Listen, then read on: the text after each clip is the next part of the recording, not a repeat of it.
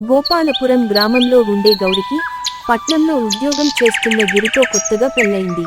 గౌరి తల్లి కాంతమ్మ మహాఖర్చు మనిషి. అక్కరలేని వస్తువులు కూడా బోలెడు డబ్బు ఖర్చు పెట్టుకుని దాచుకోవడం ఆమెకు అలవాటు. భర్త భుజంగం ఆమెకు ఎన్ని విధాలుగానో చెప్పి చూశాడు. ఆమెలో ఎటువంటి మార్పు రాలేదు. పైపెచ్చు ఆమె చాలా పనులు భర్తకు తెలియకుండా చేస్తుండేది.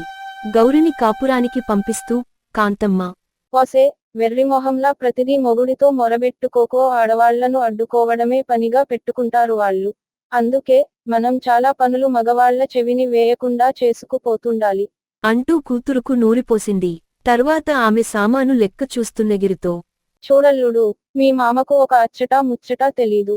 పెళ్ళయిన రోజు నుంచి అత్తరు తెమ్మని పోరుపెడుతున్నాను, ఈనాటికి తేలేదు. పట్నంలోని దుకాణాల్లో రకరకాల అత్తర్లు దొరుకుతాయట్ కదా, పండక్కి వచ్చేప్పుడు గులాబీ అత్తరు తీసుకురా అన్నది. గౌరి కల్పించుకుని అడిగింది తీసుకురాని భర్తతో ఇలా అన్నది. మా అమ్మ కాబట్టి ఇన్నాళ్లు కాపరం చేయగలిగింది.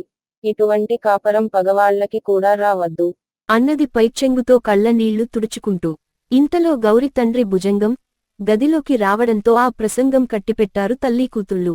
గౌరి కాపరానికి వచ్చిన రోజు నుంచి అరుగు మీద రకరకాల చీరెలు, పాత్రలు, ఇంటి అలంకరణ సామాగ్రి కొనడం ఆరంభించింది.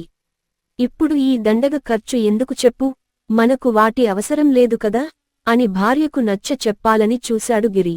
మా అమ్మలా నేను సత్యకాలపు దాన్ని కాదు, భర్తకు భయపడుతూ బతకడానికి మా అమ్మ మాట వేదవాక్కు నాకు అన్నది గౌరి.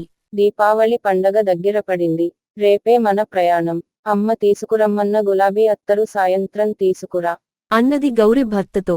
ఆ సాయంత్రం బాగా చీకటి పడినా గిరి జాడలేదు.